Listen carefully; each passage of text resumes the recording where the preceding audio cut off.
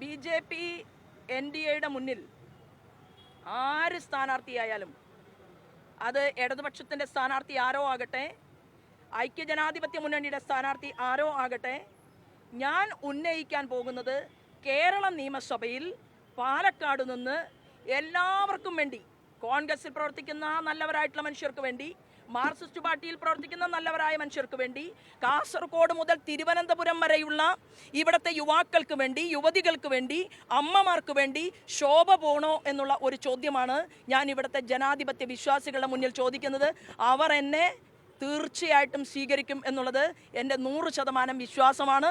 ആ വിശ്വാസത്തിൽ ഊന്നി നിൽക്കുമ്പോൾ അത് ഞാൻ എന്ന് പറയുന്ന ഒരു പേര് മാത്രമാണ്. പ്ലസ് ഞങ്ങൾ ചർച്ച ചെയ്യാൻ പോകുന്നത് നരേന്ദ്രമോദിജിയുടെ വികസന അജണ്ടയാണ്. ഈ പാലക്കാടിനെ നമ്മൾ വികസനത്താൽ പൂവണിയിക്കും. വലിയൊരു കോറിഡോർ പാലക്കാട് വരികയാണ്. ആ കോറിഡോറിൻ്റെ ആനുകൂല്യം പാലക്കാട് നിയോജക മണ്ഡലത്തിന് വലിയ രീതിയിൽ കിട്ടണം എന്നുള്ളതാണ്. അതെല്ലാം തന്നെ ഞങ്ങൾ ജനങ്ങളുമായിട്ട് ചർച്ച ചെയ്തുകൊണ്ട് ഞാൻ എപ്പോഴും പറയാറുണ്ട്, ഒരു ജനസഭയായിരിക്കും പാലക്കാടിൻ്റെ MLA ആയി നിങ്ങളെല്ലാവരും അറിയുന്ന ശോഭ നിയമസഭയ്ക്കകത്ത് പോയാൽ എൻ്റെ വാക്കുകളായിരിക്കില്ല. ഏതു മേഖലയിലും പ്രവർത്തിക്കുന്ന ടെക്നോളജിസ്റ്റുകൾ ഇവിടുത്തെ ഭൂമിയിൽ ഉഴുതുമറച്ച് ആ ഭൂമിയിൽ പൊന്നുൽപ്പാദിപ്പിച്ച് നമുക്കെല്ലാം ഭക്ഷണം തരുന്ന ഇവിടുത്തെ കർഷകന്മാർ, ഇവിടുത്തെ അഭ്യസ്തവിദ്യരായിട്ടുള്ള ചെറുപ്പക്കാരികൾ, ഇവരുടെ എല്ലാം തന്നെ വിദഗ്ധന്മാരുടെ ഒരു ടീം കൃഷിപ്പണി എങ്ങനെ ചെയ്യണം, അതായത് ഇപ്പോൾ സോയിൽ ഹെൽത്ത് കാർഡ് ഉണ്ട്, അല്ലെങ്കിൽ മണ്ണിൻ്റെ ആരോഗ്യം പരിശോധിക്കാനുള്ള പദ്ധതി ഉണ്ട് എങ്കിൽ അങ്ങനെ ആയിരുന്നില്ല. ഒരു പിടി മണ്ണെടുത്ത് നെഞ്ചോട് ചേർത്ത് പിടിച്ചാൽ ആ മണ്ണിൻ്റെ വിലയറിയാവുന്ന കർഷകരുടെ ഇടയിലിരുന്നു കൊണ്ടുള്ള ചർച്ചകൾ വരെ നടത്തിക്കൊണ്ടായിരിക്കും ഞങ്ങളൊരു വികസന രേഖ ഇവിടെ അവതരിപ്പിക്കുന്നത്. ഞങ്ങൾക്ക് അതിനനുസൃതമായിട്ടുള്ള വികസന രേഖയുണ്ടാകും. പാലക്കാടിൻ്റെ ആരോഗ്യം ഞങ്ങൾ ചർച്ച ചെയ്യും. ഇത്ര കണ്ട് ആരോഗ്യ മേഖല തകർന്നു പോയിട്ടുള്ള ഒരു പ്രദേശമാണ് പാലക്കാട്.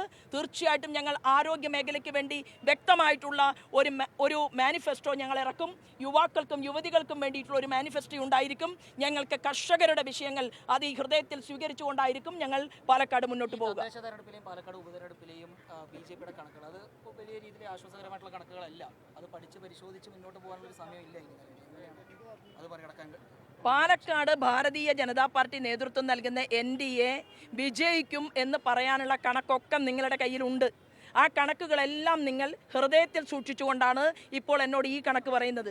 അതായത് 1,70,70,000 വോട്ടുകൾ 3 ലക്ഷം ജനങ്ങൾക്ക് താമര ചിഹ്നത്തിൽ തരാമെങ്കിൽ, അതിനു മുൻപ് 2014 പാലക്കാട് ജില്ലയിൽ 60,000 വോട്ടുകൾ 1,38,650 നൽകാമെങ്കിൽ, 90,000 വോട്ടുകൾ ആറ്റിങ്ങൽ പാർലമെൻറ്റ് മണ്ഡലത്തിലെ അത് 2.5 ലക്ഷത്തോളം നൽകാമെങ്കിൽ, ഈ പാലക്കാടുള്ള ഞങ്ങളുടെ 40,000-ഓളം വോട്ടുള്ള 2016 പോലും ഞാൻ, നിങ്ങൾക്കറിയാം, ശോഭാ സുരേന്ദ്രൻ എന്ന് പറയുന്ന ഒരു സ്ത്രീ സാധാരണക്കാരി 2ാം സ്ഥാനത്ത് കൈപിടിച്ചു കൊണ്ടുവന്നിട്ടുള്ള ഈ പാലക്കാടിലെ ജനത കഴിഞ്ഞ 10 വർഷത്തെ കേന്ദ്ര ഗവൺമെൻറ്റിൻ്റെ ഭരണത്തെ റിസർച്ച് ചെയ്യും. കേരള ഗവൺമെൻറ്റിൻ്റെ ഭരണത്തെയും റിസർച്ച് ചെയ്തുകൊണ്ട് വോട്ടവകാശം രേഖപ്പെടുത്തുമ്പോൾ എനിക്ക് എൻ്റെ പ്രിയപ്പെട്ട ജനാധിപത്യ വിശ്വാസികളോടും മാധ്യമ സുഹൃത്തുക്കളോടും പറയാനുള്ളത്, നിങ്ങളുടെ ഹൃദയത്തിലുള്ള കണക്ക് അത് നിങ്ങളൊന്ന് പൊടിതട്ടിയെടുക്കണം എന്നുള്ളതാണ്.